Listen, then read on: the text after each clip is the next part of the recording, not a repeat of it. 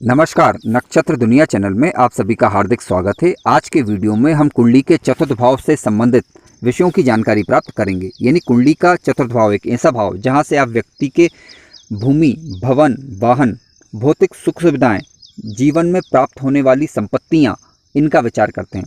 माता का स्वास्थ्य, माता से आपके संबंध किस प्रकार के रहेंगे, इसके अलावा आप जीवन में कितनी तरक्की करेंगे जिससे आपको भौतिक सुख सुविधाएं प्राप्त हो, आपके सुखों का अध्ययन कुंडली के चतुर्थ भाव से किया जाता है। यानी कुंडली का चतुर्थ भाव के अध्ययन किए बिना हम अपने जीवन में प्राप्त होने वाली सुख सुविधाओं के विषय में जानकारी प्राप्त नहीं कर सकते। काफ़ी महत्वपूर्ण विषय है आज का। कुंडली के चतुर्थ भाव को जानेंगे। इसके अलावा D4 चार्ट क्या होता है, इसके विषय में भी जानकारी प्राप्त करेंगे और D4 चार्ट से किस प्रकार से आप जीवन में सुखों के विषय में जानकारी प्राप्त कर सकते हैं, जीवन में परिसंपत्तियों या कह सकते हैं कि भूमि, भवन, वाहन के विषय में जानकारी प्राप्त कर सकते हैं, इस विषय में भी जानकारी प्राप्त करेंगे। यदि आपने हमारा चैनल अभी तक सब्सक्राइब नहीं किया है तो कृपया पहले चैनल को सब्सक्राइब अवश्य करें। सबसे पहले वो नए दर्शक जो चैनल पर नए हैं, मैं उनके लिए स्पष्ट कर देना चाहूँगा कि आपको लग्न कुंडली लेना है। हालांकि आप लग्न कुंडली अथवा चंद्र कुंडली दोनों में से कोई भी ले सकते हैं, लेकिन ध्यान रखें कि लग्न कुंडली सबसे महत्वपूर्ण है। ठीक है, तो आप लग्न कुंडली ही लें। लेकिन यदि आप चंद्र कुंडली लेना चाहते हैं तो आप ये देखें कि यदि चंद्र की स्थिति मजबूत है तब आप चंद्र कुंडली लें, यदि लग्न की स्थिति मजबूत है तब आप लग्न कुंडली से ही चीज़ों को समझने का प्रयास करें। तो ध्यान रखें, सबसे पहले हम समझते हैं कि ये पहला वाला भाव है जहाँ पर मैंने 1 नंबर का अंक लिखा है, ये प्रथम भाव कहलाता है और इसे ही लग्न भाव कहा जाता है। इसके स्वामी को लग्नेश कहा जाता है। ठीक है, और यहाँ पर मैंने जो 4 नंबर का अंक लिखा है ये चतुर्थ भाव है जिसकी आज हम चर्चा करने वाले हैं। इसके स्वामी ग्रह को चतुर्थेश कहा जाता है अथवा सुखेश के नाम से भी जाना जाता है। क्यों? क्योंकि हम इसमें जीवन के सुखों का अध्ययन यहाँ से करते हैं और आज यही हमारा मूल विषय है। अब इसमें राशि का अंक जो लिखा होगा उसका वही स्वामी ग्रह होगा। आइए इसे संक्षिप्त में समझ लेते हैं, इसके पश्चात हम चतुर्थ भाव को समझने का प्रयास करेंगे। मित्रों ध्यान दें, यदि चतुर्थ भाव में 1 नंबर का अंक लिखा है तो समझ लीजिए कि मेष राशि और मेष राशि का स्वामी मंगल ग्रह होता है।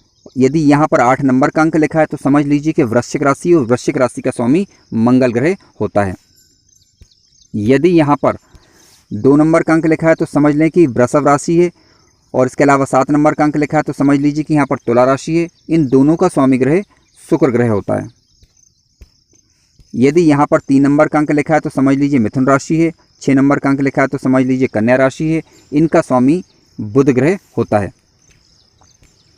यदि यहाँ पर 4 नंबर का अंक लिखा है तो समझ लीजिए कर्क राशि और कर्क राशि का स्वामी चंद्र ग्रह होता है।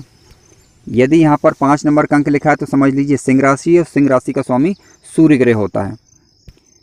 यदि यहाँ पर 9 नंबर का अंक लिखा है तो समझ लीजिए धनु राशि है और 12 नंबर का अंक लिखा है तो समझ लीजिए कि मीन राशि और इनका स्वामी ग्रह गुरु ग्रह होता है। यदि यहाँ पर 10 नंबर का अंक लिखा है तो समझ लीजिए मकर राशि है और 11 नंबर का अंक लिखा है तो समझ लीजिए कुंभ राशि और इन दोनों का स्वामी ग्रह वो आपका शनि ग्रह होगा। तो इस प्रकार आपने जाना कि कुंडली के इस वाले भाव में जो भी राशि का अंक लिखा है तो समझ लीजिए वही आपका चतुर्थेश है। ठीक है, चतुर्थ भाव से संबंधित आज का पहला सूत्र इस प्रकार से, यदि चतुर्थ भाव का स्वामी बलवान होकर केंद्र में अथवा त्रिकोण में बैठा हो या फिर लाभ भाव में बैठा हो तो समझ लीजिए कि जीवन में आपको भौतिक सुख सुविधाओं की प्राप्ति भरपूर मात्रा में होगी। आइए उदाहरण के माध्यम से इसे समझने का प्रयास करते हैं। मान लीजिए कि मेष लग्न की कुंडली है। ठीक है, जब आप मेष लग्न की कुंडली लेंगे तो चतुर्थ भाव का में 4 नंबर का अंक लिखा होगा। इसका स्वामी ग्रह चंद्र होगा। अब ये चंद्र इस सूत्र के अनुसार या तो केंद्र में बैठा होगा, केंद्र कौन सा, पहला घर, चौथा घर, 7वां घर या फिर 10वां घर, या फिर त्रिकोण में यानी पंचम घर और आपका 9वां घर, या फिर लाभ भाव यानी यहाँ पर बैठा हो। ठीक है, अब यहाँ पर आपको इस बात का ध्यान रखना है कि जो चंद्र है आपका इन घरों में तो बैठा हो तो यानी आपका कुल मिला के चतुर्थेश मजबूत हो गया। ठीक है, पहली बात, बलवान होकर बैठा हो लेकिन यानी अंश बल में मजबूत हो और किसी शत्रु राशि के ग्रह में ना, घर में ना बैठा हो। ठीक है, ये भी ध्यान रखना है कि अगर शत्रु राशि के घर में बैठा है तो इसके परिणाम थोड़े से कम हो जाते हैं, या किसी शत्रु ग्रह से दृष्ट ना हो अथवा युत ना हो। अगर मान लीजिए कमजोर हुआ तो फिर आपको इसको बल देना होगा। बल किस प्रकार से दे सकते हैं इसके विषय में अभी आगे चर्चा की जाने वाली है। ये तो पहला सूत्र हुआ। आइए दूसरी चीज़ों को समझते हैं। दूसरा सूत्र इस प्रकार से है, चतुर्थ भाव का स्वामी या तो चतुर्थ भाव में बैठा हो या फिर कहीं से भी बैठकर चतुर्थ भाव को वो देख रहा हो इसका मतलब ये होगा कि आपका चतुर्थ भाव इस स्थिति में मजबूत हो जाएगा। लेकिन आपको ये भी ध्यान रखना होगा कि उसकी लग्न से मित्रता हो तो ज़्यादा अच्छा है। क्यों? क्योंकि यदि चतुर्थ भाव मजबूत हुआ या चतुर्थ भाव का स्वामी अपने घर को देख रहा है तो उस भाव से संबंधित सुखों के विषय में तो वो बताएगा, परंतु आप उसके जीवन में लाभ उठा पाएंगे अथवा नहीं उठा पाएंगे, इसके लिए हमें ये देखना होगा कि उसकी लग्न से मित्रता है या नहीं। आइए उदाहरण के माध्यम से हम समझने का प्रयास करते हैं। मान लीजिए कि एक वृषभ लग्न की कुंडली है, ठीक है। आप वृषभ लग्न की कुंडली लेंगे तो चतुर्थ भाव में 5 नंबर का अंक लिखा होगा, ठीक है। अब 5 यहाँ यानी इसका स्वामी ग्रह जो है आपका सूर्य हो गया। अब मान लीजिए कि सूर्य दशम भाव में आकर बैठा है, तो सूर्य दशम भाव में आपको अच्छा रिजल्ट यहाँ पर देगा कार्य क्षेत्र से संबंधित। अब क्योंकि ये अपने घर को भी देखेगा इसलिए भौतिक सुख सुविधाएं भरपूर मात्रा में होंगी। अब मान लीजिए कि शुक्र ग्रह जो है आपका कुंडली के तृतीय भाव में आकर यहाँ पर बैठ गया। अब यहाँ पर आप देखें तो सूर्य ग्रह जो है अपने घर को तो देख रहा है, यानी चौथे भाव घर को तो वो बलि कर देगा। क्यों? क्योंकि वो इस घर का स्वामी ग्रह है, परंतु इसका लाभ आपको नहीं मिल पाएगा या कोई ना कोई ऐसी परेशानी आएगी जिसके कारण आप उन भौतिक सुख सुविधाओं को लाभ नहीं उठा पाएंगे। क्यों? क्योंकि अगर इस कुंडली में देखें तो यहाँ पर सूर्य की शुक्र से मित्रता नहीं है। क्योंकि आप तात्कालिक मित्रता वाले यदि वीडियो अगर आपने नहीं देखा तो आप चैनल पर उसे चेक कर सकते हैं कि कोई भी ग्रह अगर कुंडली में तात्कालिक मित्र ना हो लग्नेश का तो ऐसी स्थिति में फिर आपको उसका लाभ नहीं मिल पाता। अब तात्कालिक मित्रता कैसे चेक करते हैं इसके लिए ऑलरेडी वीडियो चैनल पर बना हुआ है। अगला सूत्र इस प्रकार से, चतुर्थेश अंश बल में मजबूत हो, उच्च का होकर कहीं पर भी बैठा है, यानी शुभ भाव में उच्च का होकर बैठा है, तो समझ लीजिए कि आपको जीवन में भरपूर मात्रा में भूमि भवन वाहन से संबंधित सुखों की प्राप्ति होगी। आइए उदाहरण के माध्यम से समझने का प्रयास करते हैं। यहाँ पर समझने के लिए मैंने एक कुंभ लग्न की कुंडली ली हुई है। जब आप कुंभ लग्न की कुंडली लेंगे तो कुंडली के चतुर्थ भाव में 2 नंबर का अंक आपको लिखा मिलेगा। इसका मतलब होता है वृषभ राशि, और वृषभ राशि का स्वामी शुक्र ग्रह होता है। अब ये शुक्र कुंडली के द्वितीय भाव में जहाँ पर राशि का अंक 12 लिखा होगा, यानी मीन राशि होगी, तो मीन राशि में ये शुक्र जो है उच्च का माना जाता है, ठीक है। तो अब ये शुक्र आपको जीवन में भौतिक सुख सुविधाएं प्रदान करने में सक्षम होगा, यानी आप भूमि भवन वाहन का सुख अपने जीवन में उठा पाएंगे। आइए अब अन्य बातों पर विचार करते हैं। ध्यान रखें, कुंडली के चतुर्थ भाव के लिए हमें कुछ और ग्रहों के विषय में भी चर्चा करनी होगी।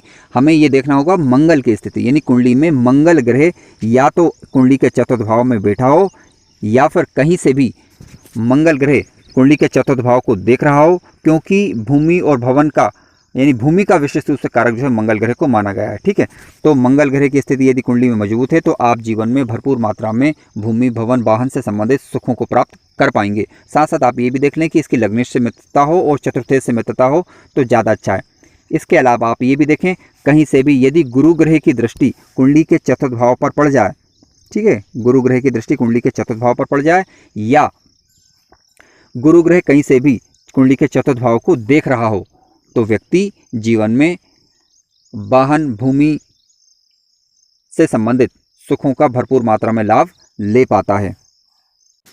इसके अलावा हमें शुक्र ग्रह की स्थिति भी देखनी होगी कि चतुर्थ भाव के स्वामी के साथ शुक्र ग्रह की मित्रता है अथवा नहीं, या फिर शुक्र ग्रह या तो चतुर्थ भाव में हो या कहीं से भी चतुर्थ भाव पर शुक्र ग्रह की दृष्टि पड़ रही हो, तब व्यक्ति को भौतिक सुख सुविधाएं भरपूर मात्रा में प्राप्त होती है। क्यों? क्योंकि शुक्र को भौतिक सुखों का प्रमुख रूप से कारक माना गया है। तो आप चेक कर लें कि शुक्र की स्थिति भी कुंडली में मजबूत होना चाहिए। आइए अब बात कर लेते हैं चतुर्थांश कुंडली के विषय में या D4 चार्ट कुंडली के विषय में।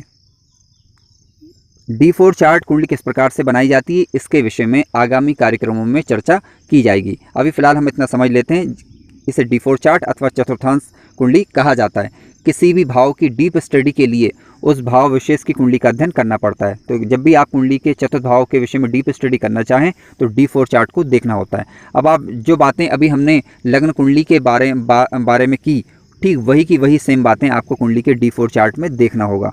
D4 चार्ट में आप चतुर्थ भाव का जो स्वामी आपका बन रहा है उसकी स्थिति देखें, और D4 चार्ट में जो आपका लग्न का स्वामी बन रहा है उसकी स्थिति देखें, गुरु की स्थिति देखें और मंगल की स्थिति देखें। यदि इनका संबंध कुंडली के चतुर्थ भाव से बन रहा हो तो जीवन में ये सुख आपको भरपूर मात्रा में प्राप्त होंगे। मान लीजिए कुंडली का चतुर्थ भाव का स्वामी यानी D4 चार्ट में या लग्न चार्ट में, ठीक है, कुंडली के चतुर्थ भाव का स्वामी कमजोर पड़ रहा हो, तब आप उसे बल देकर उनसे संबंधित सुखों को, उनसे संबंधित लाभों को ले सकते हैं। अब किस प्रकार के उपाय करने होंगे, इसके विषय में काफ़ी कार्यक्रमों में ऑलरेडी पहले से चर्चा की जा चुकी है। आप उनके वैदिक मंत्र अथवा बीज मंत्र का जप कर सकते हैं। ठीक है, कब करना है तो ध्यान रखें, जब भी लग्न कुंडली में चतुर्थ भाव के स्वामी की महादशा अथवा अंतरदशा चल रही हो तब, क्योंकि इसके लाभ तभी ज़्यादा को देखने को मिलते हैं। यदि आपको कार्यक्रम अच्छा लगा है तो कृपया चैनल को सब्सक्राइब अवश्य करें, वीडियो को लाइक करें और शेयर करें और अपने विचार कमेंट्स के माध्यम से अवश्य बताएं। धन्यवाद।